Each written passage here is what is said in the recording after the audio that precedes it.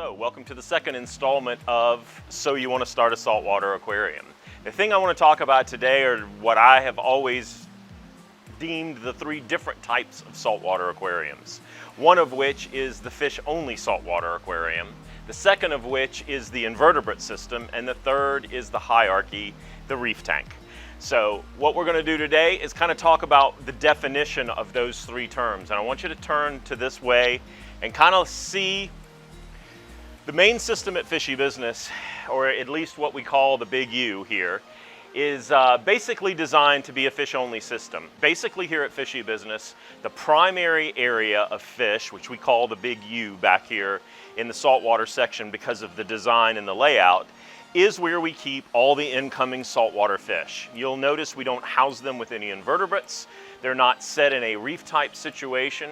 They are just in with either decorative rock, decorative coral, or just some general decorations. Now this is probably not necessarily the easiest of saltwater aquariums to maintain because it is set up different than the natural environment where we've used tons of live rock, where we've replicated the ocean as best we can.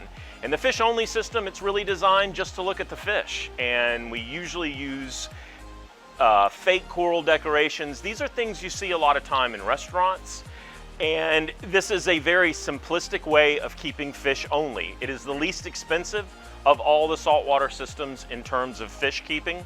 The filtration is set up quite a bit differently as we have to concentrate on the biological stability, different from how we do with an invertebrate system or a reef tank. And I'll get into more of that in the next video where we talk about the types of filtration and things like that, how they act and what they do. But for right now, just to understand that as you decide or you're thinking about doing a saltwater aquarium, the fish-only system is a way to start out. It's how I started out 30 years ago doing an aquarium. It is not completely replicative of the saltwater, natural saltwater environment, but it is one way you can do it.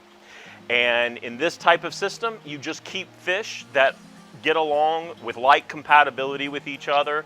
And it's basically that simple. Coral decorations that you switch out and clean out. But for the most part, the system stays very consistent. It stays very simplistic, and it is just an environment of fish.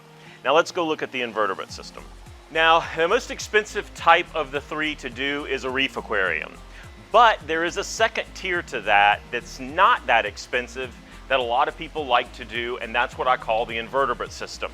We do a lot of these in service, people that don't want to spend a lot of money on the lights that support the corals.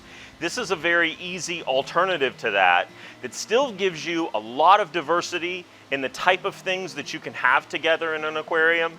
And these types of aquariums, you can mix a whole lot of things. As you can see as we go through here, you can see various shrimp, hermit crabs, starfish, urchins, gorgonians, even to some lesser extent, some lesser anemones, feather duster worms, things like that. There are a lot of different things that you can put in an invertebrate aquarium. This to me is the best way of the three to get a beginner into saltwater. The reason is because it's a more balanced ecosystem, because there's more types of things that you can keep together, not only for your entertainment, but for the entertainment of the animals that are in the tank, and for the natural balance of things that are in the tank.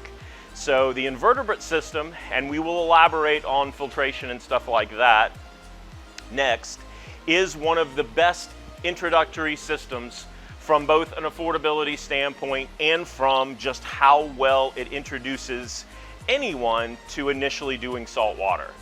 Again, I think it's probably the easiest of the three to do, primarily because it's easier on the pocketbook because of not having the lighting, and it's easier because you have more of a balanced ecosystem. But let's say the pocketbook isn't so much of an issue, then the reef tank is probably going to be for you. Let's go look at that now. Corals need a lot of things to keep them alive and to help them to grow. And the reef tank is the exemplary force behind doing that through the lighting and the water quality and the water conditions. It's a good bit more work, and it takes a lot more effort on your part to do a reef tank. However, as you can see, It's the creme de la creme. It's the apex of our hobby. Because what you're doing with this is you're literally replicating the natural environment, the ocean, in a box. That's exactly how it came out and into your living room or office. And this is one of the most beautiful, most natural environments you can possibly have. Lighting is a lot more expensive, and so is the amount of time you have to devote to water testing and chemistry, but it is not super difficult, and it is something that we here at Fishy Business can teach anyone to do. There are lots of different sizes and lots of different ways to do a reef tank, and that's what you kind of have to rely on us for when you come in. But if you're in the market for something like that, this is the apex of the 3 types of saltwater aquariums that you can do. And having said all of that, I hope this gives you a general overview of what you're getting into with saltwater a little bit. Next, we will talk about the actual filtration, what each part does, how it works with each system, and we'll go over that in a little bit of detail. Okay, so I know that was kind of a quick video, and what these particular videos are designed to do is just give you a quick overview without giving you too much information at one time. So if in any of this with saltwater you have questions, please reach out. Send me some questions via YouTube or via Facebook, and I'll help you any way I can, or further define the things that I've talked about today. There will be a third video after this, which I will get into the actual filtration, how we filter these tanks and what to expect. And I'll also talk a little bit about price points, because I think it's a good idea if you're sitting on your couch or watching at your computer that you might want a good idea of, well, okay, you talked about the 3 systems, you talked about, but I still don't understand the correlative value of each.